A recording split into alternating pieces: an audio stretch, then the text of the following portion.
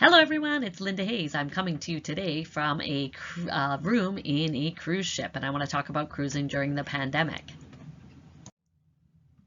So first, I thought people would like to know about the booking and check-in process. So one thing to note is if you are wanting to cruise, in this case, you needed to be vaccinated and also have a negative COVID test within 2 days of embarking on the cruise line. And since I was flying to the US from Belize, my test worked for both the flight, because you needed to get in the US, as well as the cruise. And our cruise is going from LA to Vancouver. So we also needed to do the Arrive Canada app since we entered into Canada. And we did need masks during check-in and disembarkation, but it's optional on the ship. So some people are wearing them most of the time, all the staff are, and we have the choice whether we want to or not. So if people are curious about that, I thought it was worth talking about it. And I did meet someone that did a cruise on Carnival a few weeks ago and said it was the same with that line. So one thing I really like with the new things that the cruise line was doing is one thing called the Medallion App. So we were able to download this app on our phone and put all our information in it to get ready for boarding. And it was really handy, all the health information, all the arrival statistics that we needed to put in, passport, all that. And there's also great new automation for rooms and drink orders. So whenever we walk up to a bar to order a drink, we don't need to give our room number, because from our medallion that we wear, they know who we are. And in our case, we have a drink package, so they just put it on there, and other people, they just know where to charge.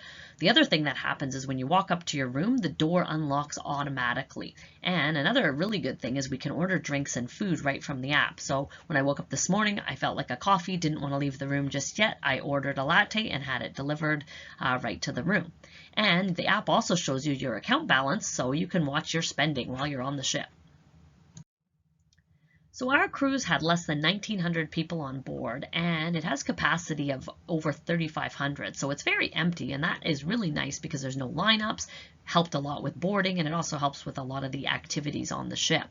And the reason I wanted to book is because I had credits on Princess from a canceled cruise that I was going to go on in March 2020. And these credits will expire at the end of this year. And because they gave me so much extra credit for not getting a refund, this cruise, as well as my one in December, is using up those credits.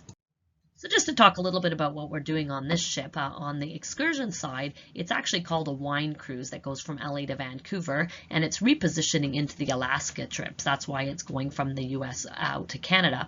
And some places have reduced hours due to COVID, so there's less choices on certain things. Like on one of our lunch stops, one of the restaurants wasn't open as much, but still plenty of choices for tours and activities.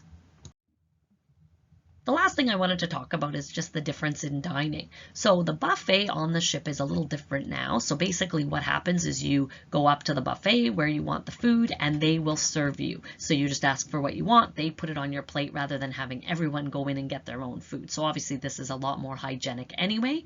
And then the other thing is if you want to book dinner in the dining room, they have Dine Your Way, which allows you to dine whenever you want in the dining room.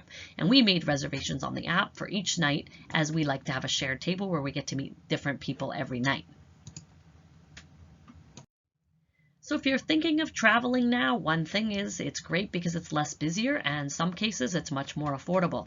And with our drink package, Wi-Fi, and tips, the cruise was only $830 US, so very affordable for a 7-day cruise.